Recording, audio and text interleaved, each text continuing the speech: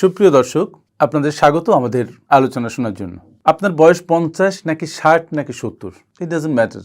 আজকে যে আলোচনা করছি এই আলোচনা আপনার জন্য বা আপনারা যাতে কম বয়স্ক যারা তাদের জন্য সমানভাবে প্রাসঙ্গিক। কথা হচ্ছে, টাকা কি আপনার জন্য কাজ করছে নাকি আপনি টাকার জন্য কাজ করছেন?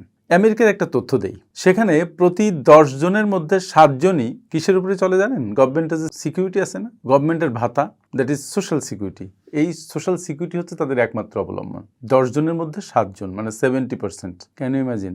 আমাদের দেশের অবস্থা আরও ভয়াবহ। রিটায়ারমেন্টের পরে অধিকাংশ মানুষ তাদের বাচ্চা কাচ্চাদের উপর নির্ভর করে। কিছু সচেতন পিতামাতা আছে যারা হয়তো তাদের নিজেদের ইনকামের স্ট্রিম তৈরি করে, প্যাসিভ ইনকাম স্ট্রিম তৈরি করে, তার উপরে দিয়ে চলে। আসলে আর্থিক স্বাধীনতা শুধুমাত্র তরুণরা ভবিষ্যতে অর্জন করতে পারবে এই কথা কিন্তু ঠিক নয়। আপনি এখনো পারেন, কিন্তু অধিকাংশ ক্ষেত্রে যাদের বয়স একটু বেশি হয়ে যায় তারা নাজুক হয়ে পড়ে এবং তারা নিজেদের উপরে আশা ছেড়ে দেয়। তারা নতুন করে জ্ঞান অর্জন করতে চায় না। তাদের মনে হয় বয়স তো অনেক হয়ে গেছে, আর কত শিখবো, বিস্তর শিখেছে জীবনে। এই কথায় কোনো সন্দেহ নেই যে আপনি বিস্তর শিখেছেন, তারপরও অনেক কিছু বাকি থাকতেই পারে। ভিডিওটা শুনুন, আপনার কাজে লাগবেই। আজকে আমি আপনাদের সাথে 7টা কৌশল শেয়ার করব। এই 7টা কৌশলের প্রত্যেকটা কৌশল অনন্য, একটার থেকে আরেকটা আলাদা এবং উন্নততর। আমি যখন ছোট ছিলাম, আপনারা জানেন যে আমি গ্রাম থেকে উঠে এসেছি, তখন একটা অত্যন্ত সচেতন চিন্তা ছিল মনের মধ্যে। তখনকার সময়ের সচেতন চিন্তা সেটা হচ্ছে, বড় হব, একটা ভালো চাকরি পাবো, একটা স্থিতিশীল চাকরি, সেই চাকরি করতে থাকবো, সেখান থেকে অল্প অল্প কিছু টাকা জমবে, পরবর্তীতে পেনশন বা রিটায়ারমেন্টের পরে পেনশন পাবো বা সেই টাকা দিয়ে কোনোভাবে চলে যাব। দেখুন, আমরা 40 বছর ধরে কাজ করি, সপ্তাহে 40 ঘন্টা বা তারও বেশি, কারণ রিটায়ারমেন্টের পরে কিছু পেনশন অর্জন করতে হবে, তাই সেটা যথেষ্ট হোক বা না হোক। কিন্তু একটা সময় বয়স যখন আমার 25-30 হবে, সেই সময় যে আমি একটা জিনিস খুব স্পষ্ট করে বুঝতে পারলাম, সেটা হচ্ছে আপনি কত টাকা আয় করছেন দ্যাট ডাজন্ট ম্যাটার অ্যাকচুয়ালি। কত টাকা আপনি ধরে রাখতে পারছেন সেটাই ম্যাটার করে। কত টাকা আপনি আয় করছেন, কত বেশি আয় করছেন সেটা গুরুত্বহীন হয়ে পড়ে, ইম্পর্টেন্ট হয়ে পড়ে ওই টাকাটা দিয়ে আপনি কি করছেন সেটা। আমেরিকান মোটিভেশনাল স্পিকার, উদ্যোক্তা, ট্রেনার জিম রনের কথা আমরা সবাই জানি। ওনার একজন ওস্তাদ ছিলেন মিস্টার শোপ। ওনার সাথে জিম রনের যখন দেখা হয়, জিম রনের তখন খুব বাজে অবস্থা। জিম রনকে উনি জিজ্ঞাসা করেছিলেন যে, আচ্ছা জিম, তুমি যে প্রত্যেকটা ডলার আয় করো তার কি 10 সেন্ট হলেও সঞ্চয় করো? উনি বলেছিলেন না, মানে 100 টাকায় 10 টাকা। যখন জিম রন বললেন যে না, উনি সেটা করেন না, তখন মিস্টার শোপ তাকে বললেন যে আসলেই ওখান থেকেই তোমার শুরু করতে হবে। খুবই ইম্পর্টেন্ট কথা। আপনি যে টাকা আয় করছেন সেই টাকার একটা সার্টেন পার্সেন্টেজ আপনাকে আলাদা করে রাখতে হবে, সঞ্চয় করতে হবে, এবং যে টাকাটায় আপনি আর হাত দিবেন না।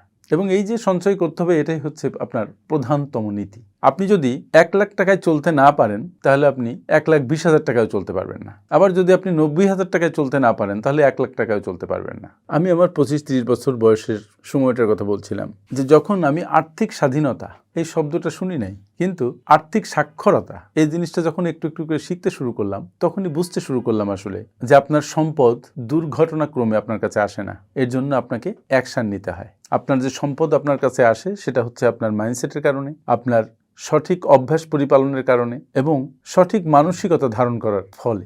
অনেক মানুষই মনে করে যে আর্থিক সুস্থতা আসে মনে হয় অনেক বেশি আয় করলে, কিন্তু আসলে এই কথাটা ঠিক নয়। প্রকৃত আর্থিক সুস্থতা আসে আপনার তখন যখন আপনি নিয়মতান্ত্রিকভাবে খরচ করেন, নিয়মতান্ত্রিকভাবে সঞ্চয় করেন, বিনিয়োগ করেন, আপনি শৃঙ্খলা পরিপালন করেন এবং দীর্ঘমেয়াদী আপনি আপনার যে অভ্যাস সেটাকে টেনে নিয়ে যান, আপনার যে সিদ্ধান্ত সেটাকে টেনে নিয়ে যান। আপনি হয়তো $1 মিলিয়ন পেয়েছেন, কিন্তু আপনি যদি সঠিক নিয়মটা না জানেন, আর্থিক বিহেভিয়ারটা আপনি না বুঝেন, তাহলে আপনি সেই $1 মিলিয়ন হারিয়ে ফেলতে পারেন অল্প সময়ের মধ্যে। এটা যেমন পারেন, আবার অতি অল্প আয় দিয়েও আপনি একটা ভালো আর্থিক ভিত করতে পারেন, আপনার ভালো ভবিষ্যৎ নির্মাণ শুরু করতে পারেন। আমি অনেকেই অনেক মানুষকে দেখেছি যারা অনেক অল্প আয় করেছে, কিন্তু তারা আর্থিক স্বাধীনতা অর্জন করেছে। আবার অনেককে দেখেছি যারা অনেক টাকা ইনকাম করেছে, কিন্তু আর্থিক স্বাধীনতা তো দূরের কথা, নিঃস্ব হয়েছে। তার একটাই কারণ, সেটা হচ্ছে টাকাকে আপনি কিভাবে ব্যবহার করেছেন এবং টাকা আপনার জন্য কাজ করেছে কিনা তার উপরে। আমার সাথে যারা এখন আছেন, ভিডিও যারা শুনছেন, তারা হয়তো অনেকেই 50 পেরিয়ে গেছেন। আপনি হয়তো ভাবছেন, এই বয়সে আমি আর এখন কি করব, আমার তো দিন শেষ। কিন্তু সত্যি কথা কি জানেন, সবচাইতে ভালো সময় ছিল 20 বছর আগে কাজটা শুরু করা। যেহেতু আপনি করেননি, দ্বিতীয় ভালো সময় বা বেস্ট সময় হচ্ছে এখন, আজ থেকে শুরু করা। এতদিন আপনি করেননি তার মানে এখন করবেন না, এটা সত্য নয়। যে সুযোগ আপনি আজকে পেয়েছেন, যে জ্ঞান আপনার মধ্যে আজকে খেলা করছে, আজকে যে সচেতনতা আপনার মধ্যে তৈরি হয়েছে, আজকের দিনই আপনার জন্য সেরা দিন। তাই সে আপনি 50 বছর বয়স হোক, 40 হোক, 60 হোক, 70 হোক, it doesn't matter at all, start today. তবে আপনার ভিতরে আর্থিক অবস্থার পরিবর্তন সহজে আসবে না। আপনার সিদ্ধান্ত পরিবর্তন করতে হবে, আপনার মতামত পরিবর্তন করতে হবে, আপনার নিজেকে পরিবর্তন করতে হবে। আপনার ভিতরে যে ভয় আছে সে ভয়কে আত্মবিশ্বাসে রূপান্তরিত করতে হবে। অভাবকে পরিবর্তন করে নিয়ে যেতে হবে সমৃদ্ধিতে, এবং অনিশ্চয়তা থেকে আপনার গমন ঘটতে হবে জ্ঞানে। যাই হোক, এখন আপনার নোটবুক বের করার মুহূর্ত।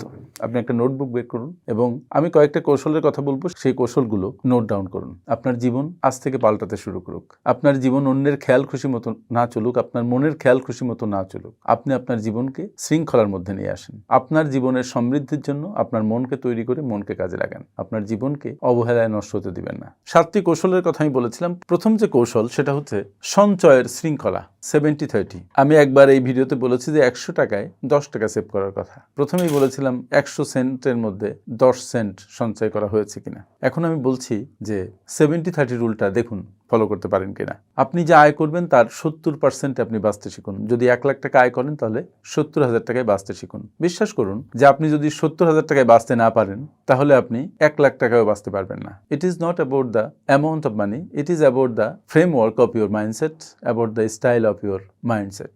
অনেকে বলে যে খাওয়ারই টাকা পায় না, সঞ্চয় করবো কিভাবে। যারা এটা বলছেন তাদের যদি আরো একটু টাকা দেওয়া হয় তখন তারা খাওয়ার পরিমাণ বাড়িয়ে দিবে, কিন্তু সঞ্চয়ের পরিমাণ নয়। এই জন্য বলা হয় যে সঞ্চয় is all about your mindset. আপনি মনকে কিভাবে রেডি করছেন। আপনি যদি একটা সিদ্ধান্ত নেন যে আপনার ইনকামের 70% দিয়ে আপনি চলবেন এবং সেখানে নিজেকে লক করে ফেলেন, তাহলে দেখবেন যে আপনি পারবেন। প্রথমে আপনার অভ্যাস পাল্টাতে হবে, কারণ একটা ধরনের অভ্যাসের মধ্যে আপনি আছেন। এই অভ্যাস যখনই পাল্টাতে যাবেন তখন মনের বিরুদ্ধে যেতে হবে। অনেক ক্ষেত্রে আপনাকে কষ্ট করতে হবে, অনেক ক্ষেত্রে আপনার আরাম নষ্ট হবে, কিন্তু তবু আপনাকে এটা করতে হবে। আপনি যখনই এই ডিসিশনটা নেবেন তখন আপনার জীবন অন্যদিকে ঘুরতে থাকবে, এবং এই ডিসিশন কন্টিনিউ করতে করতে আপনার কাছে ছোটখাটো কষ্ট আর কষ্ট মনে হবে না। তখন মনে হবে যে না, yes, you are doing something for good, for your betterment, you are doing it. এই যে 70-30 কথা বললাম, এই 70-30 মধ্যে একটা কারণ আছে, সেটা হচ্ছে আপনি 70% আপনার সংসার চালাবেন, আপনি প্রয়োজনীয় সমস্ত খরচ করবেন, আর যে 30% থাকবে তার মধ্যে 10% আপনি নিজের উপরে বিনিয়োগ করবেন, নিজের জন্য বই কিনবেন, কোর্স কিনবেন, কোথাও কোনো এডুকেশনের কাজে লাগাবেন, কারণ আপনার নিজেকে উন্নত করতে হবে। আর 10% আপনি সরাসরি সঞ্চয় করবেন বা বিনিয়োগ করবেন, আর 10% সেটা আপনি দান করবেন, সমাজ সেবার জন্য দিবেন। এইভাবে 30%কে আপনি 3টা ভাগে ভাগ করে 3টা কাজে লাগাবেন, আর 70% দিয়ে আপনার জীবনযাপন করবেন। মাথায় রাখবেন এটা একটা ডিসিশন আপনি নিয়েছেন। ফলে যত কষ্ট হোক, যত বৈপরীত্য আসুক, যত সমালোচনা আসুক, যে কোনো কিছুই আসুক না কেন, আপনি এটা পালন করবেন। মানুষ পারে না এমন কিছু নেই, শুধু নিজেকে সিদ্ধান্ত নিতে হয়। কৌশল 2 হচ্ছে সঞ্চয় বৃদ্ধি করুন, শুধু জমিয়ে রাখবেন না। সঞ্চয় মানে শুধু আপনি আপনার টাকার খামারে টাকা রেখে দিলেন, ইট ইজ নট লাইক দ্যাট। সঞ্চয় আপনার সঞ্চয় অ্যাকাউন্টে, কারেন্ট অ্যাকাউন্টে রেখে দিলেন, আমি সেটা বলছি না। সঞ্চয় আপনি বিনিয়োগের ফর্মে রাখবেন, যেটা আপনার ইনফ্লেশনকে কভার করতে সহযোগিতা করবে, এবং এমনভাবে সঞ্চয় করবেন যেটা আপনার কাজে লাগে। প্রথমত সঞ্চয় করবেন আপনার 6 মাস থেকে 1 বছরের এমার্জেন্সি ফান্ড। তারপরে যে টাকা যেটা আপনি সঞ্চয় করবেন সেটা সঞ্চয় থেকে রুট করবেন বিনিয়োগে। আপনি যদি বিনিয়োগ করতে অভ্যস্ত না হন, বিনিয়োগ করতে না শিখেন, তাহলে শুধু সঞ্চয় দিয়ে আপনি ইনফ্লেশনকে বিট করতে পারবেন না, আপনি আর্থিক স্বাধীনতা পাবেন না।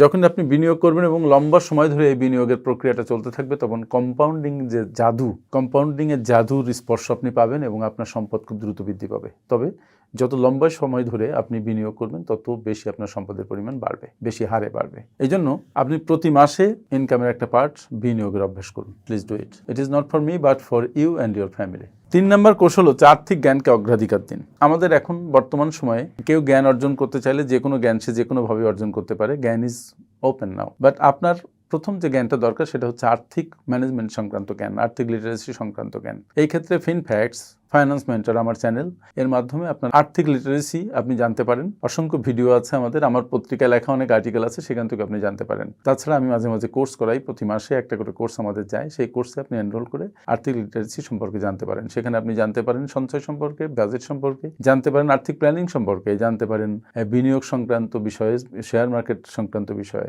সাকসেস সংক্রান্ত বিষয়ে। আমি মোটামুটি অনেকদিন ধরে আর্থিক লিটারেসি নিয়ে কাজ করছি এবং অনেক লিখেছি, অনেক বলেছি, তারপরেও প্রতিদিন কিছু না কিছু পড়ি, প্রতিদিন নিজেকে আপডেট করা দরকার হয়ে পড়ে। আপনারা যারা মনে করেছেন অনেক শিখে ফেলেছেন, আমি হয়তো মানি আপনি অনেক শিখেছেন, তারপরেও আর্থিক সাক্ষরতার ব্যাপারে আপনার জ্ঞান থাকা দরকার। প্রতি মুহূর্তে পরিবর্তিত পরিস্থিতিতে বিশ্ব অর্থনীতির বিভিন্ন চমক, বিভিন্ন টার্ন নিয়েছে, সেটা আপনার জানা দরকার। আপনার জীবন কিভাবে চলছে, আপনার আর্থিক অবস্থা কেমন, কোন কিনারে আপনি দাঁড়িয়ে আছেন, কোনভাবে আপনাকে অগ্রসর হতে হবে, এগুলোর ব্যাপারে আপনার চিন্তা করা উচিত, আপনার ডিসিশন নেওয়া উচিত, আপনার কাজ করা উচিত। সো আর্থিক লিটারেসির বিকল্প নেই। কৌশল 4 হচ্ছে আপনি টাকার পরিকল্পনা করুন, এটা আপনার কাছ থেকে চলে যাওয়ার আগেই। টাকা খুব পিছলা, টাকা যখন আপনার কাছে আসে সে কিন্তু আপনার কাছে থাকতে আসে না, যদি আপনি তাকে রাখতে না পারেন, যদি তাকে আপনি যত্ন করতে না পারেন। টাকাকে যদি ভালোবাসেন তাহলে টাকা আপনার কাছে থাকবে। তারপরও ক্যাশ টাকা যদি আপনার পকেটে রাখেন, সে দেখবেন ওড়াল দিয়ে চলে গেছে। তাই আপনার আর্থিক পরিকল্পনা খুব দরকার। আপনি যখন জানেন যে আপনার টাকা, প্রতিটি টাকা কোথায় যাচ্ছে, কোথা থেকে কোথায় যাচ্ছে, কি পারপাজে তাদেরকে খরচ করছেন, তখন টাকা সম্পর্কে আপনার সচেতনতা বাড়ে, তার প্রতি আপনার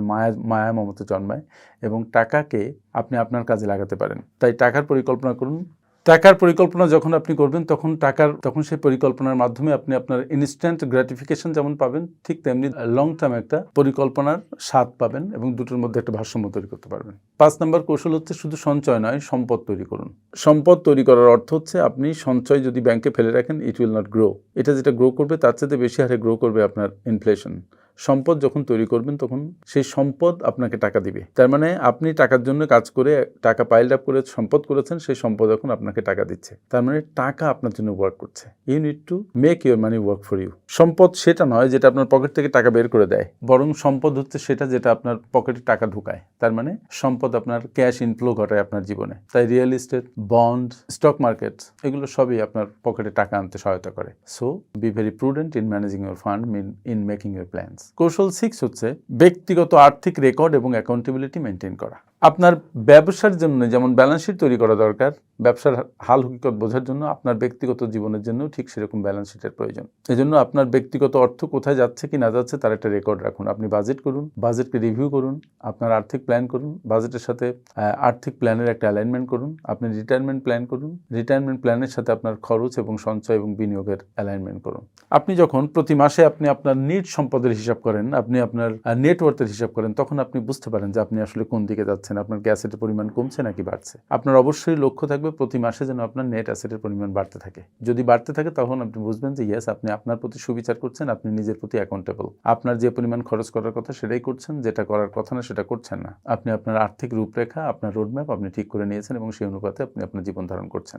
7 নম্বর কৌশল হচ্ছে উত্তরাধিকার বা লিগ্যাসি চিন্তা করুন। আর্থিক স্বাধীনতার চূড়ান্ত ধাপ হচ্ছে শুধু নিজের জন্য কাজ করা নয়, পরবর্তী প্রজন্মের জন্য কাজ করা, পরবর্তী প্রজন্মের জন্য কিছু রেখে যাওয়া। আপনার উত্তরাধিকার কি হবে? মনে রাখতে হবে আপনার উত্তরাধিকার কিন্তু শুধুমাত্র অর্থ রেখে যাওয়া নয়, এটা হলো আপনার মূল্যবোধ, আপনার জ্ঞান, আপনার আর্থিক শৃঙ্খলা, এগুলো সবই। আপনার সন্তান যখন দেখবে যে আপনি অল্প আয় করেন কিন্তু আপনি রেকর্ড রাখেন, আপনি যা খরচ করেন তার রেকর্ড আপনার কাছে থাকে, তখন তারা আসলে আপনার কাছ থেকে এই উত্তরাধিকার পায় যে আর্থিক নিয়ম নীতির মধ্যে শৃঙ্খলা মানা খুবই দরকার। আসলে একটি সুসংগঠিত অবসর এবং স্টেট প্ল্যান এটা আপনার পরবর্তী প্রজন্মকে দারুণভাবে সুরক্ষা দেয় এবং তাদের জীবনের ভালনারেবিলিটি থেকে তাদেরকে রক্ষা করে। আসলে আমি কেবল তত্ত্ব নিয়ে আলাপ করিনি, আমি কিন্তু আপনাকে একটা রোড ম্যাপ দেওয়ার চেষ্টাও করেছি এই যে 7টা পয়েন্টের মধ্যে দিয়ে।